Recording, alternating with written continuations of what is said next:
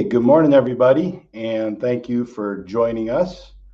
Um, this will not be a very long webinar. I'm going to try to get to the meat of everything, and I personally don't like long webinars and like to get to the meat of what matters and what's gonna help you in your business. So that's what I'm going to try to illustrate here. I hope you walk away with two things here. One is I want to illustrate to you the opportunity within the market. I want to show you, which in spite of the fact that I've been in the life settlement industry, well, almost close to 20 years now, and there's still a vast amount of opportunity and what we feel is really untapped opportunity out there to help your clients and to help provide an additional income stream for your business. And the other thing I want to do is really just provide some really simple ideas, tools, and things that you can do to create awareness among your clientele. It could even be family and friends. I mean, candidly, being in this business as long as we have now, I can't tell you how many times a simple email, phone call, something, some little bit of awareness out to your database just makes a huge difference. And let your clients know, one, you can help them with life settlements. And number two, provides the agents, advisors with, which I almost maybe want to call an annual, bonus say. I mean, I almost feel like if anything, if you want to add this, for instance, to your business, if you want to at least let clients know that you can help them with this, you should almost try to shoot to do one deal a year. And candidly, the deals can be, there's large deals, there's small deals. But again, sometimes just turning over rocks has helped, has allowed advisors to greatly help their clients with something they did not know they could help them with. And then also provided them with an additional commission. Sometimes it's thousands of dollars, tens of thousands of dollars. For large deals, it's been in the six figures. And just by simple awareness, simple reaching out to clients and letting them know that this is an option. For one, a lot of people still don't know life settlements are an option. They have no idea what we're talking about. If you talk to the general population out there, when I tell people what I do, I would say still about 9 out of 10 have no idea about what this industry is. And that kind of leads into why we believe there's still a vast opportunity to educate and to help a lot of people with life settlements. So real quick, just a little background on us. Our company was founded in 2006. We are a licensed life settlement broker, and we represent the policy sellers. And I want to emphasize that we provide exclusive seller representation. We are not a buyer. We are not buying the policies. We are representing your clients, for instance, that want to maybe sell their policies. So our motivation is to help your client get the best offer possible. And I'm going to go into some slides here shortly to further illustrate why that's so important. And at the bottom there, I say we have policy valuation expertise. Not a lot of brokers have this. Part of it's because my own experience prior to founding SFS Life Settlements, I worked with what's called a life settlement provider, which is the entities that buy the life insurance policies. Life settlement providers represent multiple different money sources, and they're licensed from state to state, and they're the ones that purchase the life settlement policy. So I worked for a life settlement provider, started out in my career with that, and as a result, received some policy valuation expertise. So what that helps with is, and I come across this a lot, right? A lot of advisors, agents, they've heard about it, they know a little bit about it, but they don't want to waste their time, and I can't blame you. But what we can do early is we can look at the policy with you, determine what the client's needs are, determine what the client's expectations are, and see if it makes any sense to even consider a life settlement. I mean, not every policy works, obviously, and sometimes it just might not make sense. There's obviously also reasons just to keep the life insurance policy. So I'm going to jump right into an example here. Oh, I'm sorry, no, first back up, just in case there's somebody on here that that does not know what a life settlement is. This is your first exposure to hearing about life settlements. Life settlement is the sale of a life insurance policy for an amount in excess of the policy's cash surrender value. So in other words, it's the actual sale to a third party. It's not giving the policy back to the insurance company for the surrender value, or in some other method, it is the actual sale of the policy. You change ownership and beneficiary at the insurance carrier, and a new third party will then own that policy and pay the premiums going forward. So that's the definition. And again, below there it says on average, by one statistic, this is the U.S. Government and Accountability Office. They said that life settlement amounts average 7 times higher than the cash surrender value. And candidly, that doesn't surprise me at all. That is a common thing. A lot of times it's even a lot higher than that. If it makes sense for the client to sell their policy, oftentimes we can exceed the cash surrender value by quite a bit. So sometimes it's definitely the best option. So real quick, I'm going to jump into this example here. We recently helped this client. She was a female, age 81. She no longer needed her policy, just didn't want to pay the premiums any longer, and they were doing fine. The face value was $1.5 million, and the cash surrender value was $55,000. The ultimate life settlement value ended up being $460,000. So again, per that previous slide, as you can see, this is even greater than 7 times greater than the cash surrender value. Turned out to be a great situation for this client to sell their policy. They were very happy. Now I'm going to show you, and this isn't something we've ever really done before for the most part, but I'm just going to illustrate to you how this bidding process works, where we start and where we end. And this goes back to my point as to why having seller representation is very important. And I mention this because a lot of people in the industry, agents and advisors too, and consumers, they have no idea who they're dealing with in the life settlement industry. Oftentimes they'll ask us, "Oh, so you're buying life insurance policies?" I say, "No, we're not buying it. We're representing your seller to help them get the most for their policy." But this is what happens as a lot of buyers are out there marketing, which is nothing's wrong with that, and it's creating great awareness for our industry. But when they're going direct to consumers, oftentimes a lot of money can be left on the table if the clients don't have representation to help push those offers up. So as an example, we received this policy. We collected the information, medical information, insurance information, and we presented it to the life settlement market. As you can see from the very top, in May last year, 2022, one provider threw out an offer of $95,000 to start. Then a couple put out $100,000 each. And as you can see in that right-hand column there, it goes up and up and up over about a period of 3 weeks or so. We push it up, push it up, push it up. And finally, I say provider 2 there ended up offering $460,000. That ended up being the high offer, and move forward with that company to sell the policy. And if you look back where provider 2 up top, I'm not sure you can see my arrow or not, but provider 2 up top, they started off at $100,000. And obviously much lower than where we all ended up. So without creating competition, without creating basically almost creating a market to push the value up, there's a chance that if this, for instance, consumer went direct, or an agent just went to one of these buyers and said, "Hey, what's it worth?" "Well, it's worth this." There's a chance that that client could have sold their policy for as little as $100,000. Maybe they would have squeezed it up a little bit. But without creating a lot of competition to push the value up, a lot of money can be left on the table for your client and for potentially for yourself for a commission.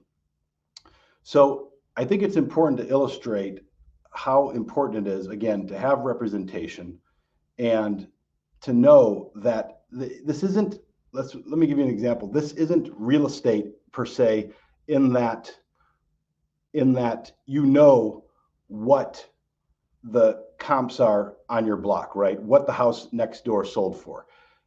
People have no idea what their life insurance policy is worth.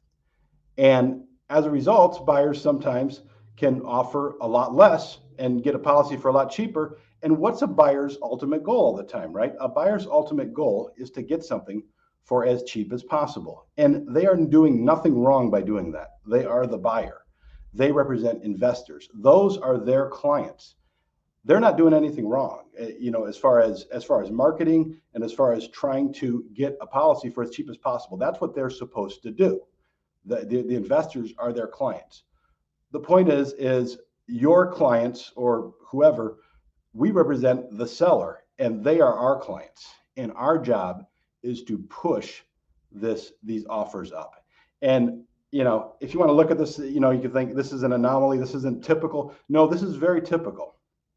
And part of the reason too, it's not just the providers by any means, the providers meaning the face of the buyers, it's the buyers themselves, right? They're trying to get something as cheap as possible. And the providers, sometimes they don't know what the top of the market is either. They don't know where that policy is ultimately, they might have a feel, but they don't know where it's going to end up either. So they have to push on their side as well with their buyers to try to push the offers up for us and the sellers to get to that top market value. Okay. So there's a lot of work to get to that value. And, for whatever reason, nobody's coming out nowadays with these offers. I'll tell you right now, it's not like we're hardly ever dealing with a deal where, oh, the provider started and they offered $400,000 off the bat for this policy. It pretty much doesn't happen. It more or less looks like this, a much lower value to start, and then increasing over the years as we create competition, as they jump one another, and we end up with a high value. So I just really want to drive that point home and, again, express the importance of having seller representation. So who qualifies for a life settlement real quick? These are the general parameters, and there are exceptions to every rule here, okay? But in general, we say 65 plus years old. I say healthy or impaired health nowadays.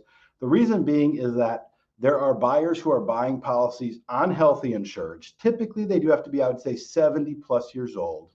And oftentimes the policies that work best for this are guaranteed universal life policies, but they are taking a different approach than just looking at whether or not the health issues are significant enough and willing to purchase policies on healthy insureds. So keep that in mind. Even if someone's healthy, it could be worth considering, especially guaranteed universal life policies. The types of policies that qualify, universal life in general, they all can qualify. Term policies, typically if they have a conversion privilege, meaning they can be converted to a universal life or whole life policies. General whole of life policies, they can occasionally work, but because of the rigid premium streams, they're a little more difficult. And variable life can work as well sometimes. We say the face value about $100,000 or greater. And then below, we just mentioned that, yes, there is a market for terminally ill insureds. Certain buyers specialize in that area, and we can help with that as well if that situation arises. When is it appropriate? Just some things that typically the most common reason people come to us is the policy's too expensive. They're tired of paying the premiums. Sometimes a client has a policy they no longer need. They're overinsured, no longer need it for estate taxes. Medical needs, beneficiaries pass away sometimes, and they no longer need the protection. Sometimes older executives have a key man policy on them. They may so if you have any business clients, something to consider. And sometimes if their health isn't terrible and they want to replace an existing insurance policy with a more appropriate policy, we've had clients sell their existing policy and actually get a new policy as well. Now here I'm going to go through this real quick just to illustrate the opportunity within the life settlement market. And I think this is going to, if you pay attention to these next two slides, I think it'll help you see what I'm talking about when we think there's a vast opportunity still to help a lot of people with life settlements. So in 2021, these statistics read that there was about $4 billion in face value transacted. It sounds like a lot. It's not a little bit. $715 million were paid out to life policy holders. Just under 3,000 total life settlements took place. Now, if you think about that, that's not a lot. When you're talking about any financial transaction, right?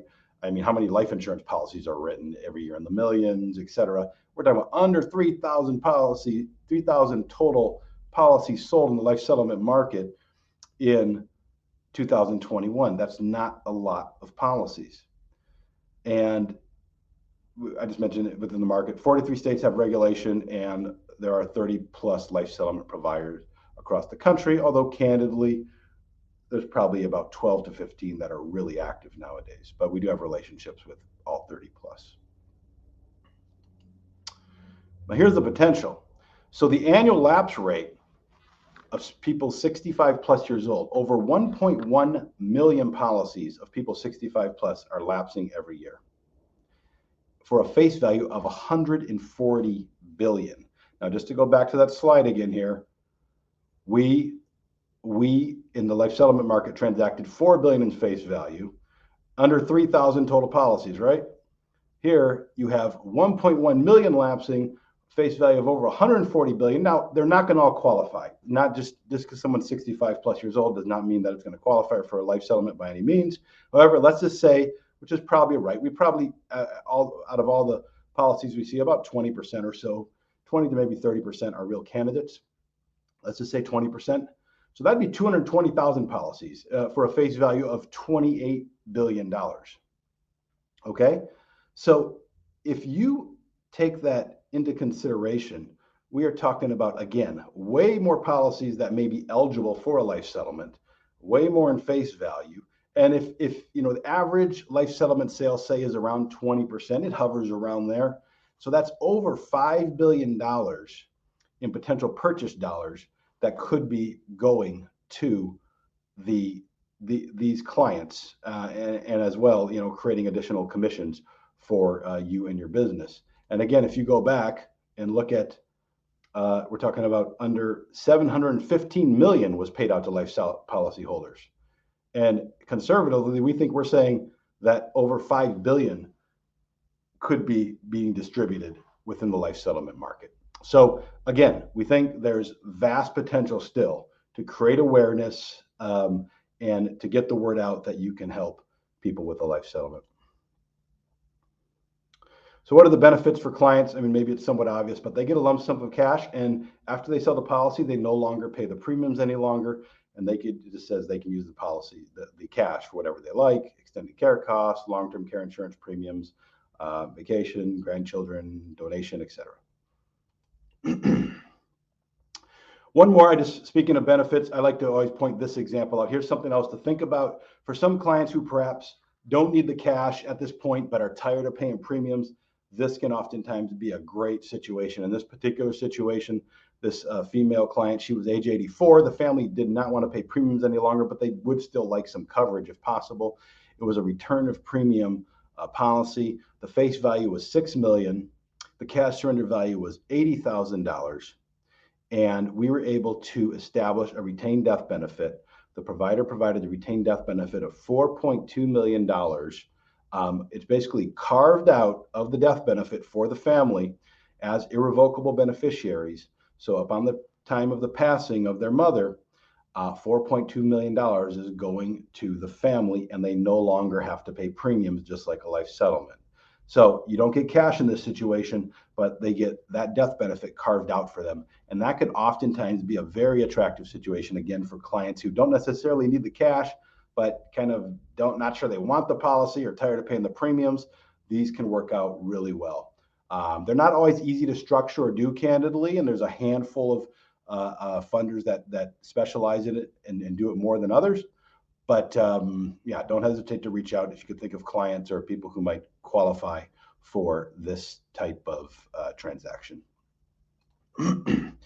So what we offer is, you know, a webinar like this. I'd cater it to your agents or advisors or even your clients if you'd like. We can do things like that, in-person meetings, Zooms. We've done all that. And but you know, even easier, it doesn't have to be that involved. Again, a little bit of awareness goes a long way. I can't tell you how many times we've provided some marketing copy, some simple language to just help agents and advisors let their clientele know that a life settlement, what it is, and it might be a possibility for their policy. I mean, just a quarterly email, simple letters. You know, if you want phone calls, a simple phone call. One thing we recommend to a lot of agents and advisors is if you have a database of your clients or an email list, or, you know, start with your clients, say 75 plus years old, and work your way down to the younger clients. See if they have, at 75, there could be a term conversion, maybe not, but term policies or universal life policies for these older clients.